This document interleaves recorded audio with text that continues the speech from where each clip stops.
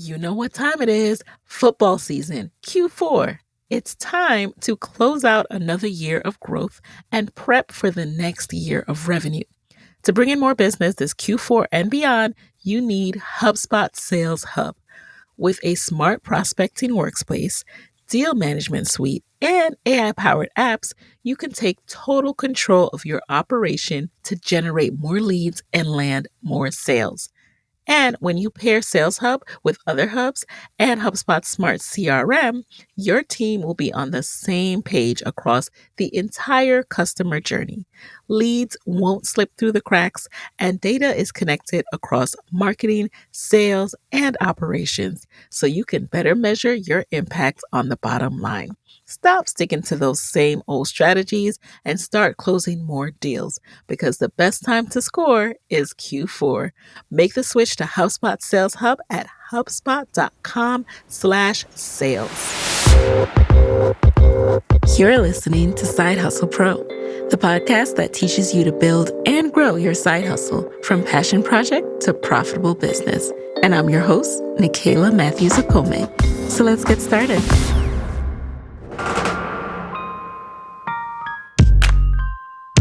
Hey, friends. Welcome back to the show. Today in the guest chair, I have Domonique Brown, a multi-hyphenate creative. She is the artist and founder behind DomoINK, a lifestyle brand that contributes art, apparel, and home decor in celebration of diversity and empowerment. Her work spans illustrating art panels for a line of Samsung refrigerators to art directing a whole home decor line for Target. You've probably seen and purchased her work from Target, as a matter of fact. And in today's episode, she shares how her side hustle went from Instagram posts to Target stores, how she approaches conversations with major brands regarding pricing and licensing her art, how she manages the financial ups and downs of entrepreneurship, and so much more. Let's get right into it.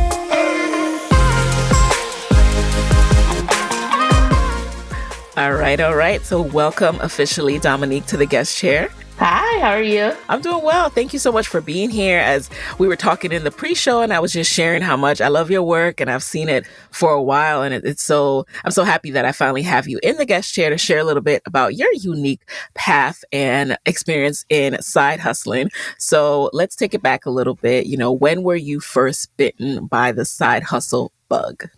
I feel like I've been bitten by the side hustle bug since like 2018.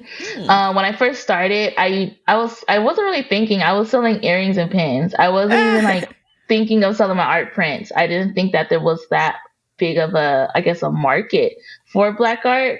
So I just started selling some earrings and pins on Etsy, and it was bringing in some cash. And then eventually I gave it up because I was like, okay, I really want to buy a house. I can't buy a house selling earrings and pins on the side. So I ended up doing two jobs. At one point, I was doing marketing for real estate. I was doing marketing for healthcare. So then eventually, during the pandemic, I decided to give up the real estate job and then just focus on trying to pick up a side hustle, which is DomoINK now. Now, have you always known you were an artist? I know some people discover the skill kind of accidentally. How long have you been an artist, and when did you discover this talent? I feel like I've always been an artist, I could say. I feel like I've always been drawing. I remember my first memory of me drawing was when I was in preschool. I was drawing this lady with super long hair. Aww. I mean, if I probably saw the drawing now, it probably looks a mess. It's probably just But in your recollection, it was beautiful. Right? In my heart, I want to say it was gorgeous. It was Picasso-like. But I remember my teacher was like, oh, this is so great. And I think that motivation, kind of just kept me wanting to draw as a kid.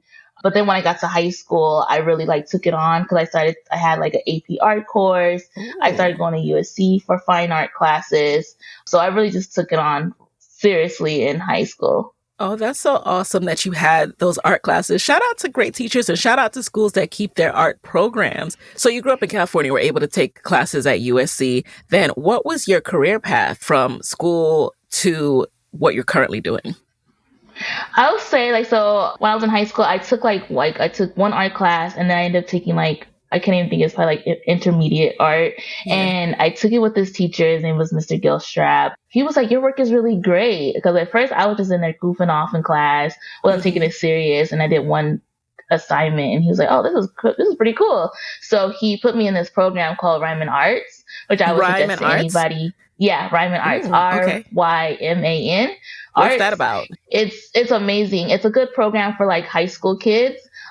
They can go to, I don't know where the schools are now, but like when I Hmm. was in there, it was like you can take courses at USC, and you're taught by college professors on how to Nice. do like life drawing, like just painting. They had a bunch of different courses, and also they had like mentors come in and speak to us and show us different pathways for us as artists. Like we can go work for Disney, we can go into animation. Like it was so many different options that they were showing us, and I think that really like gave me a path into what I wanted to do when I went to college. So when I ended up going to community college first because I couldn't afford art school. I wasn't going to go in debt. So Hmm. I went to Mount San Antonio, and I studied graphic design. I got my AA in that, and then I did my next 2 years at Cal Poly Pomona in communication. That was like the back way route into going into marketing. And then after that, I went to Cal State Dominguez Hills and got my MBA. So, first of all, I love what you shared about that program. And that's why programs like that are so important. And we will link to that. Hopefully, we can find it because exposure is everything, right? Like, I just Yes. discovered the other day, or another guest on the show talked about like Disney Imagineers, like I didn't even know about that career path, or that's what they call their creators.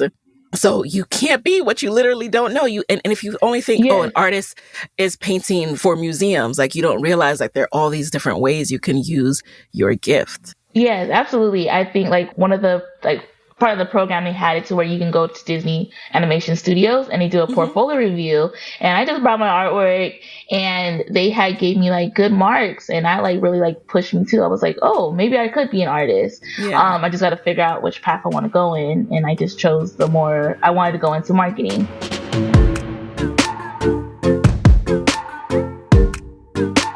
So once you went into marketing, at what point did you say, I want to also sell my artwork on the side?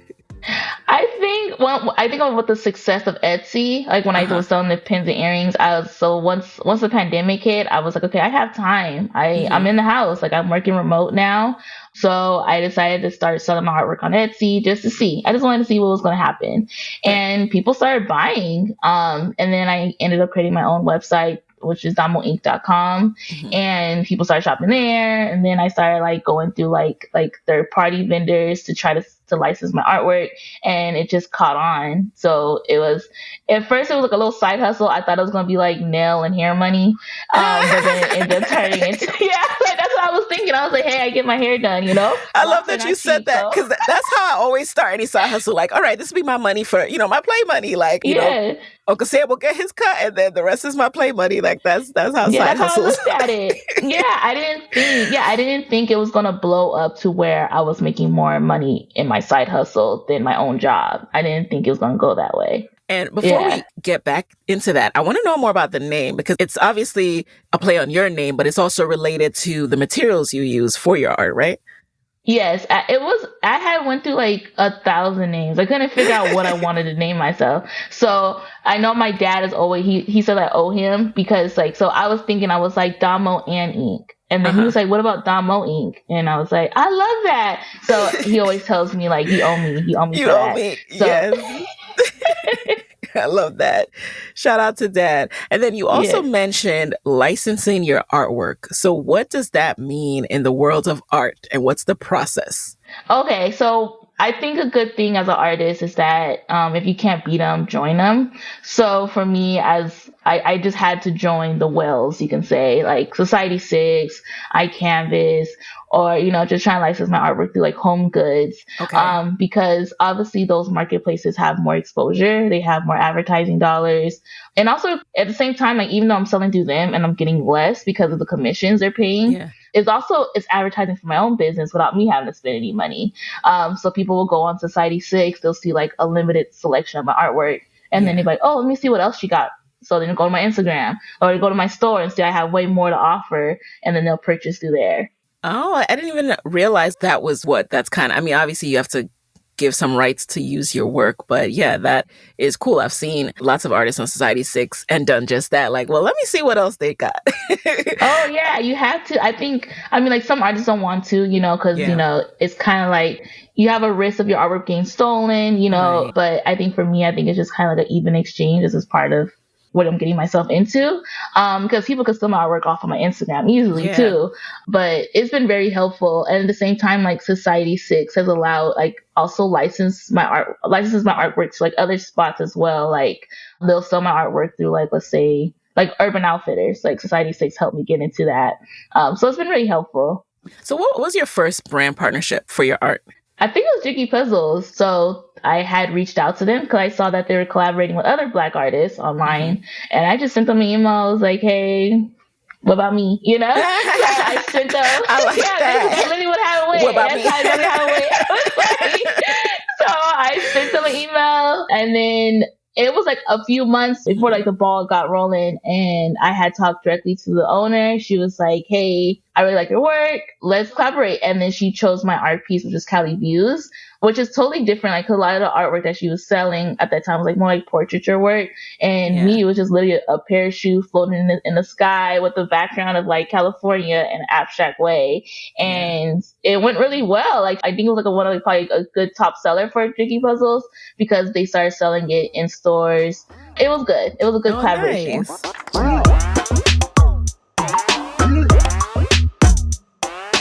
So how do you go about your collaboration so that you're benefiting financially while also not having to do all the heavy lifting? Because it seems like that's the goal of a collaboration, right? Oh yeah, absolutely. I think the best thing as an artist is to always make sure it's non-exclusive. But if they want exclusive rights, like make sure you get your money for it. Do not settle for like $1,000 for exclusive design. Like make sure you get paid. So most times I've always go for non-exclusive. So I keep rights so then I can sell them elsewhere. Sell my artwork other places. Got it. So when did the target start knocking? And how did you, as an independent person doing this from home, meet that kind of demand? It was actually really crazy. I think it was like cool in a way because Jiggy Puzzles is what really led me to that collaboration. So one of the buyers had bought one of the puzzles from Jiggy, which was the Cali Views. One of the target buyers. Yes, one of the target buyers. Crazy enough. So he loved it. He had it on his wall and he reached out to me and he was like, hey, I like your work. Let's talk. So it wasn't like an easy process, I would say, because I had to pitch to Target still. Like, like my work, I have to show like my revenue. I had to show like what kind of products I can offer. And since I am a small business, I couldn't go and make 50,000, mugs and plates and cups. So I had worked with a distributor to create everything. So like shout out to DesignWorks Inc. They're a really cool distributor to work with and they were able to create everything and ship it out to Target without me having to really do anything. I just had to give them my art files, you can say. Nice. So one, how did you find them? Was just a simple like Google taking a chance or did you know an artist who worked with them already? Oh no, they're a trusted distributor of Target. Okay. Yeah, so that's how it works. Yeah. I think like other Black owned brands too. When they do the collaboration with Target, they work with like distributors because it's a lot. And then also I guess it allows like also the brands like so then like you don't have that stress of trying to make sure it gets to Target and within certain time. Yeah, I always wonder that, like, how are these products being made? Who's making them? Who's sending them out to customers after we press order? So that's really good to know and good that there's that support that Target knows to have that so that they can actually take on these kind of brands and then help them to do fulfillment.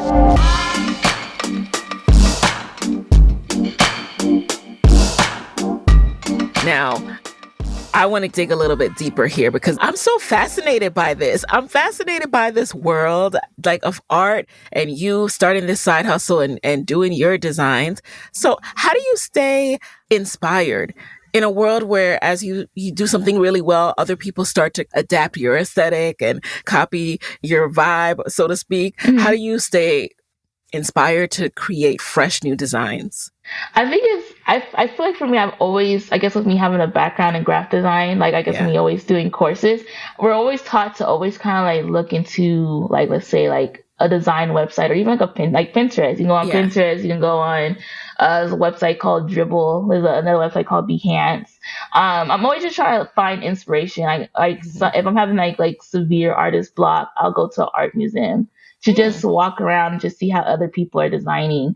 I think as an artist, the best thing I have done is the thought of like there is no original thought. There is no original art piece. There is always someone that came before you. So you're always pulling from some inspiration. So I think that's what helps me a lot with not trying to be like, okay, I have to be the most original artist because there's no such thing. It's just about, it's just creating, you know? It's really just about just expressing yourself. Yes. I love that you said that because one, yeah, I think there's so many quotes about that, right? Like good artists steal and stuff like that. And it's not like literally like about stealing, but it's about the fact that, you know, people who think that they're so creative and they came up with everything on their own are really just delusional because No, it is. it seeps into your subconscious. Yeah, I don't. Yeah, it does. It's like when I see artists do that, they'll post and be like, "Oh my God, this other artist stole," but it's like, where did you get your idea from? You know, you had to get inspiration from somewhere. You had like to even get though it. like there's still like a twist to what you're doing, you're still pulling from somewhere, someplace. Yeah. And by essence of us just having our own minds, like of course your interpretation is always going to be different. So that's where the beauty comes from. But yeah, we're all inspired. We're all pulling from things that we have seen subconsciously and consciously. So I love that you say that. And another thing, I've heard you mention that a lot of brand collabs came from you posting on your own Instagram page. How did that work? And how did you know to do that? I think for me, I'm always trying to save money in a sense. Like I think Same here. I think for me, like I think like for me, like I had done Facebook ads before and they're expensive. Yeah. So I was like, okay, what about I just try to do like organic posting? Like try to just like post pictures, you know, especially now with TikTok now, everything's on video. So I try to just think of different ways to just advertise my artwork. It could just be me just fixing stuff around the house, but at the same time I'm still advertising my work, which works for me. Because with Instagram Shop, you can just tag your products. But also some of my videos go viral. Like a good instance is like I had did a drawing of Martin Luther King in crayon and it went viral on TikTok and Bleacher Report reached out to me and they're like, hey, can you do a drawing of UNC's head coach for their basketball team? So I did an illustration of them and it worked out for me. How do you know what to charge? Like this is new territory, right? Like how are you pricing yourself to make sure you're not being taken advantage of by these huge brands too? Oh yeah, I think a good thing I learned, like I had reached out to a artist. His name is Charlie Palmer. So shout out to him. He was like my mentor. And when I had won a grant to the Lakers, it was like a $10,000 grant plus a mentorship with him. So he's a way more established artist than I am. So I had asked him, I was like, how do you approach brands like for deals and stuff? You know, a brand will reach out and say like, what's your price? So I think the best way is to flip the script on them and say, what's your budget? By asking what their budget is, it allows you to know how much they're willing to pay you. And then after they kind of give you that budget, then you try to go in the direction of like negotiating with them. Like, all right, you want to offer me this? How about just a little bit more and see how far you can go? Flip the script on them. Y'all hear that? What is your budget? Flip it. What is your budget though? Right? I mean, that's like even something that you learn, like even like if like so you're working like for your salary, like they might say like, oh, like what's your salary you're looking for? You say, what's the budget for the position? You don't want to be like, oh, I'm fine just getting paid 50,000, and they really had 120 waiting for you. Yeah. So you don't want to set yourself up. I'm so glad you brought it back to the salary because this applies everywhere. It applies everywhere. Yes. And all the while you're doing this, you're still selling from your own website, right? Yes. How do you manage a fulfillment with that? Are you using the same supplier to do your own website too? No, I try to think smart. I think with me, especially with me trying to do the whole 9 to 5 life. Yeah. At first I used to do my own prints and like it would be like me and my fiance, we would do prints together and stuff. Yeah. And it just wasn't healthy. It just was not healthy because it's like right. You're trying to make it sound like it was a date night, but no. No, it's not because it's not fun. I think for me personally, it was not fun doing orders because there's a lot of stress behind it. Yeah. Okay, like is this package right? Is it actually gonna make it there? You know, so I ended up just switching it to where my items are being handled by a third party vendor. Like I use like print on demand apps, like let's say like Printify, Printful, and they handle everything for me and make sure that my customers are getting the right product, Right. The and quality. I just don't want them to get something that's like, I know she shipped this from her house. Like, she wrapped this in a Target bag. I want it to look professional. So that's why I Yes. use something like that. How do you manage the quality though? Like making sure that it's not like faded looking or anything like that once they print it? Oh, I think the best thing is like for like other creatives, I think it's good to like order samples. So if you're looking into selling your artwork on a sweatshirt, have Printify order a sample from them, a sweater or a hat, art prints, anything from them, you get it. But they also give you a discounted price as well. So you can see what it looks like, and then hey, even if you don't like it, I mean it's still your work, so I mean you can still Yeah. use it in a way. So I think that's the best way to make sure that the quality is good. Okay. Yeah, got to get those samples. Now, your side hustle started exceeding your full-time Yes. salary. So how did you feel when that happened and what did you do next? I think for me, it let me know that I was limiting myself in a sense. I think before I was trying to sell my artwork, my mindset was that I'm gonna get my MBA, I'm gonna Yeah. go do marketing until I finally have enough money to retire. Like my mind was very simple. Like I was just a 9 to 5 girl. That's it. I go home and I'll chill. But I think with the pandemic and just working from home and then just having the side hustle, it really taught me that I can have a very soft life. I don't need to be driving up and down the road in traffic and sitting in an office for 8 hours. I really was like, I can have a more simple life. So I think even though my life isn't simple, I still have to draw and everything, but I just like that I can just be at home and Yeah. just relax. I just love it so much. And then, of course, other people were working from home, right? So that was good for your business. Everyone all of a sudden Yes. wanted to decorate their spaces, make these, like myself, closet office with decor in the background. How did you see that impact your work? It was very helpful. It was I think also too with the whole like George Floyd and Breonna Taylor murders, it definitely put a big focus on Black owned businesses. As you saw, a lot of brands were highlighting artists. They can do like they'll maybe do like a little small brand deal with them, like they'll do a drawing for a social media post, or they might even do like a more bigger campaign like Old Navy was doing by having artists do illustrations for t-shirt designs. So it was a huge boost for Black owned businesses during the pandemic. And then also too, like you said, with people being at home, they want to decorate their office space, they want to decorate their home because they're stuck in the house now. Right. So it was definitely a huge revenue boost for a lot of us. Once the pandemic kind of started to taper down and people had to go back into the office, well, some people had to go back into the office, did you see a shift in your revenue? Oh, it definitely was a shift. I will say like some artists had reached out to me and they're like how is your bank account looking like? So so I was like, yeah, it's definitely a shift because people have to go back to work. But I think for me, I think with me always like for me, I have worked like 10, 15 jobs in my life. Like I'm 29 right now. I have worked a bunch of jobs. So my mind has always been like, okay, if something's not working, you gotta shift, you gotta switch it up. So for me, I was like, okay, so the store's slowing down. What do I do now?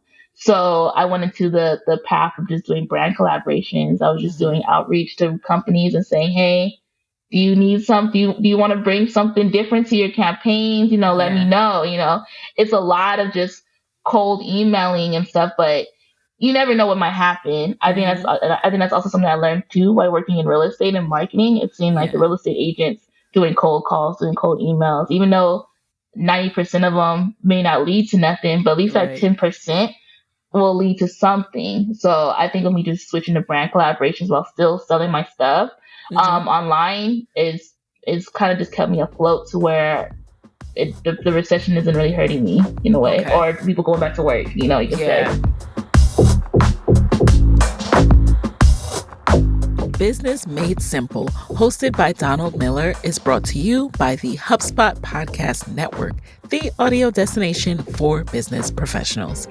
Business Made Simple takes the mystery out of growing your business. I recently checked out the episode called Your Website Probably Stinks. Here's how to fix it. And it is a must listen for all of us because if you have a website, you need to know how to have the clearest messaging possible that shows how you solve your customer's problem. Listen to Business Made Simple wherever you get your podcasts.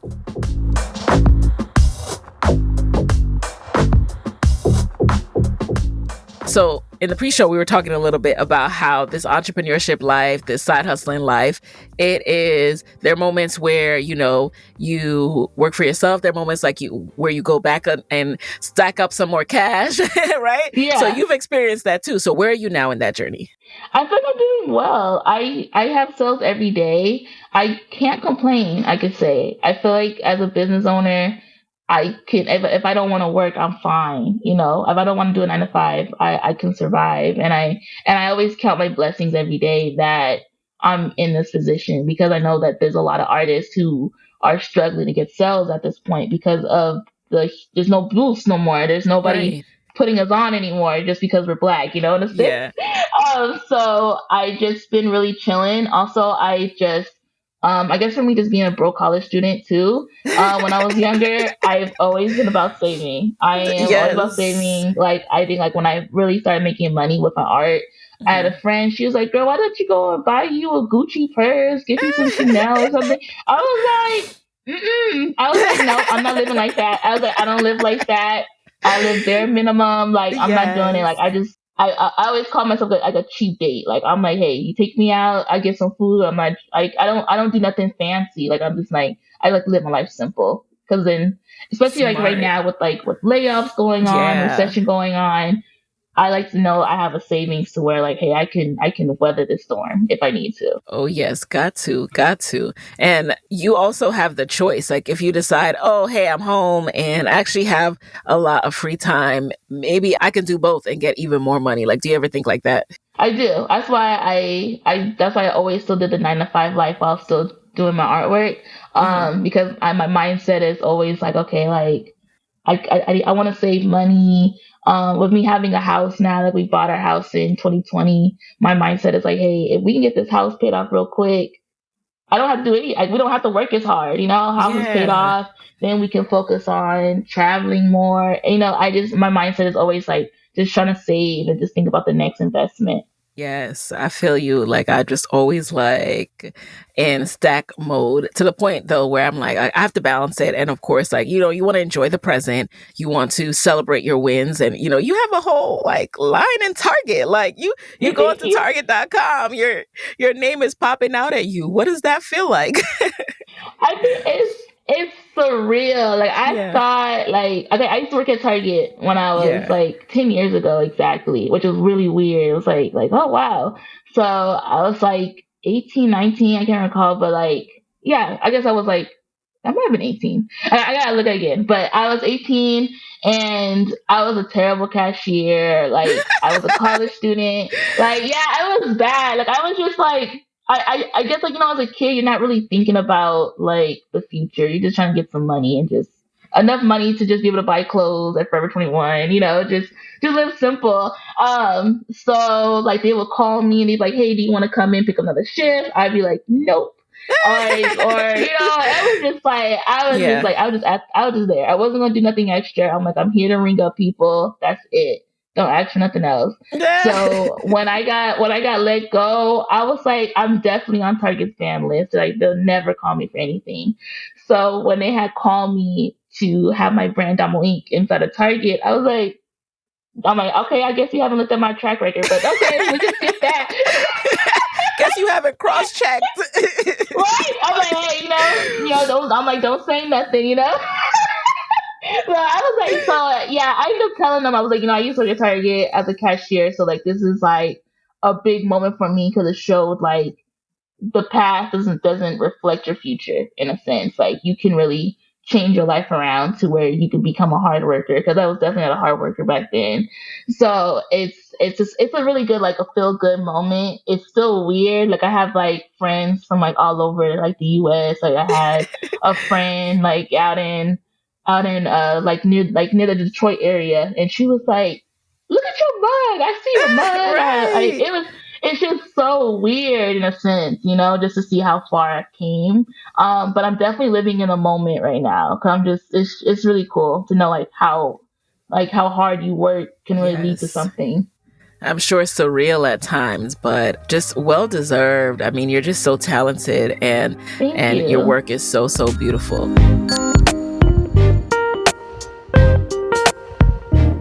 So, I'm curious to know Knowing all the things you know now about business and fulfillment and pricing, if you had to go back in time and do anything differently, what would that be? I would say I wish I would have posted early, like started posting artwork early on. I Mm, wish I would have built that confidence at first. I think like as like when I got out of high school, I was scared to use hashtags. I didn't want to look thirsty or anything. I was just scared of what people would think of me. But I really wish that if I went back in time, I wouldn't have thought about that. Because I feel like I probably maybe might have had more of a art career by now if I would have did it early, but at the same time, I'm like, maybe I had to go that way. I had to go be a marketing person. I had to go to college, do all these different things to build up to where I'm at now. But I would definitely, probably like my biggest lesson is just like, don't worry about people's opinions. Just do you. yes. Like, do what makes you happy from day one. Yes. Don't think about no one else. Yes. That is like one of the key things for this side hustle journey. Because when you're side hustling, people know you for one thing. They know you probably for your career. And so when you start showing this other side of yourself or just doing it more, like showing that you're taking it Hmm. seriously, it's easy to start to worry, like, oh, what are they going to think? They're going to think I'm thirsty. I'm always posting this all the time. Like, if you can Yes, ignore that human need to feel embarrassed about what people might allegedly think, like you will get so far. If you can push past, that's like a little test. If you could just get it past that is. test, there is so much waiting for you on the other side, including a It lot more is. money, y'all. Yes, I would definitely tell people. Like, I have friends. They're like, I want to be a content creator. I want to do modeling, or Do I'm like, it. then you need to post, do it. Like, you Yeah. have to reach out to people. I'm like, I don't know what you gotta do. Show up at the spot that you're trying to model at, Right. and send them your portfolio. Like, you just have to Right. do it. Like, you have to get past that embarrassment. Because I will say, like, Hmm. at first it was kind of cringe Yeah. trying to reach out to brands and stuff, but it's really not that bad. Like, you might get a no. Like, Hmm. maybe in the future it might be a yes. So Yep. my mindset is always like, hey, like every time I post, it's just literally just like you never know who's watching. You just have to do it. You just have to Yep. get over it. You can't You just have to can't get think about over it it. because yeah, because people are gonna judge you regardless. Like even if I don't post nothing, I could just be posting a picture of me just sitting at the beach. There's somebody that's gonna be like, I don't like that picture, but who cares? Because you're really just doing it for yourself. You just have to do things for yourself. Is so true. And so we'll keep emphasizing that message over here in Side Hustle Pro Land because I know, myself included, we need to hear it more than once. It's that just blinders on, ignoring the peanut gallery.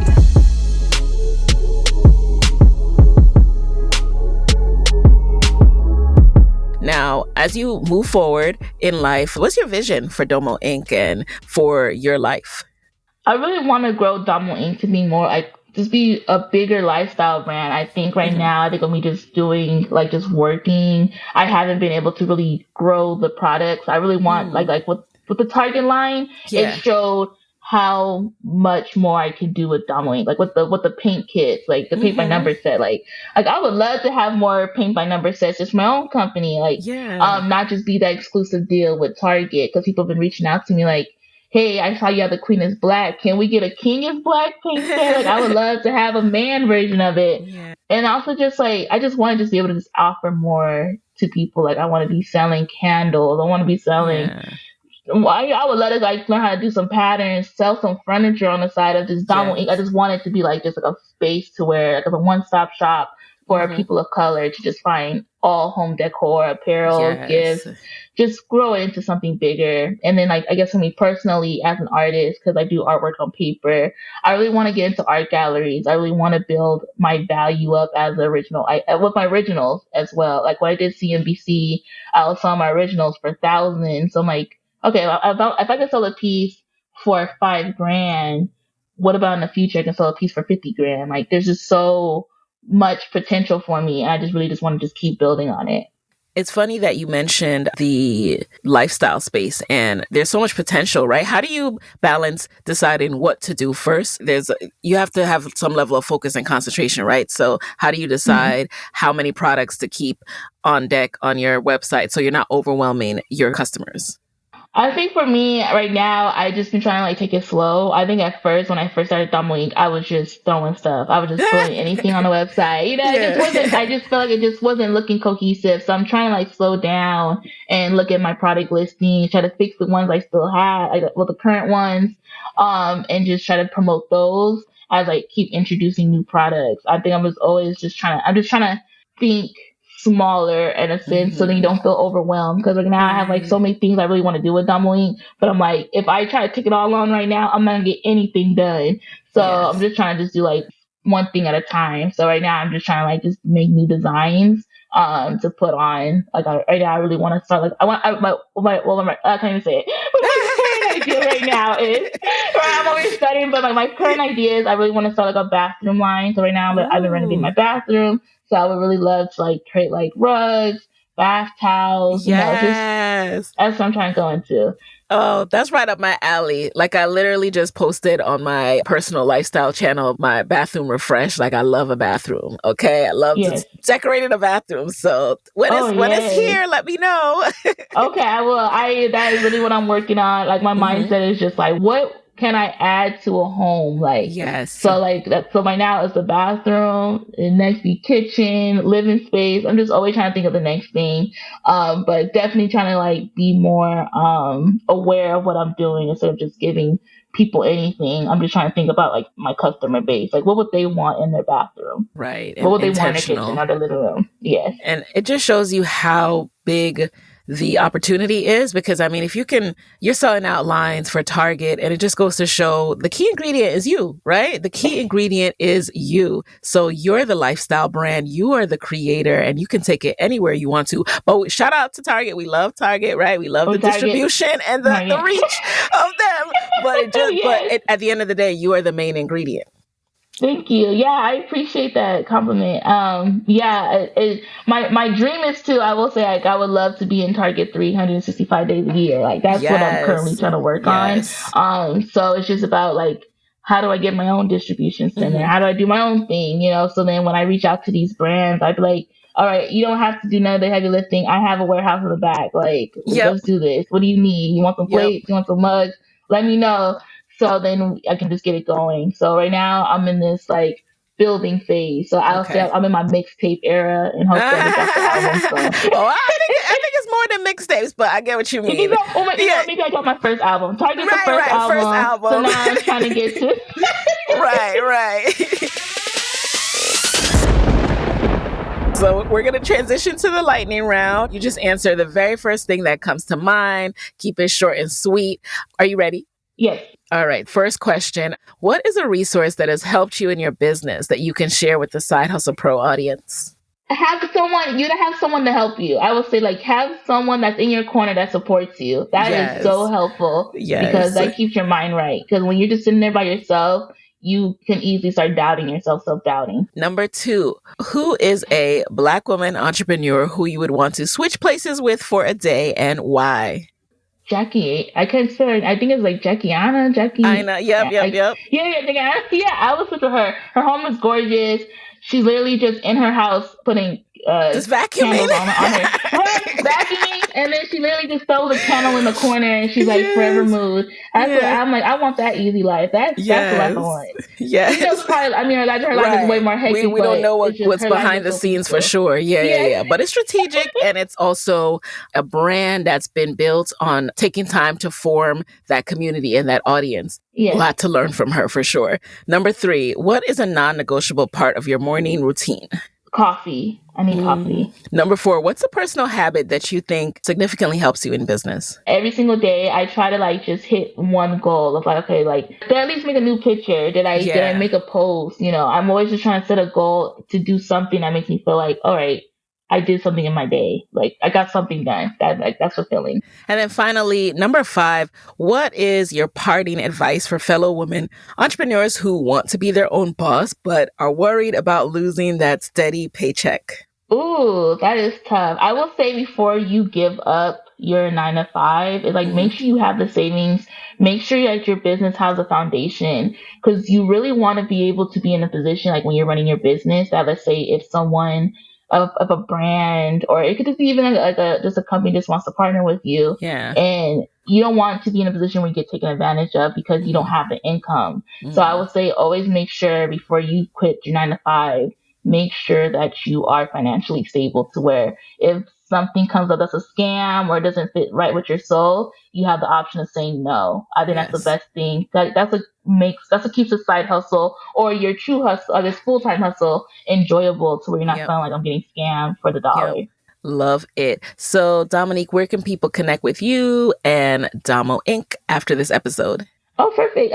So yeah, if you want to shop my artwork, home decor, apparel, and more, you can shop my website, which is DomoINK.com, which is DomoINK.com.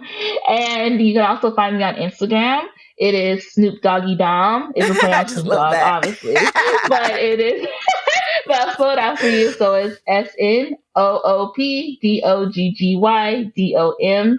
Also you can find me everywhere. So like I feel like those are my two main spots, and also on TikTok as well, which is TikTok.com at DomoINK. So reach out to Domonique, find her online, shop her whole collection, both on her website and Targets. And thank you so much for being in the guest chair. Thank you so much. I appreciate it. It was a fun conversation. Yes, it was. All right, guys. And there you have it. Hey guys, thanks for listening to Side Hustle Pro.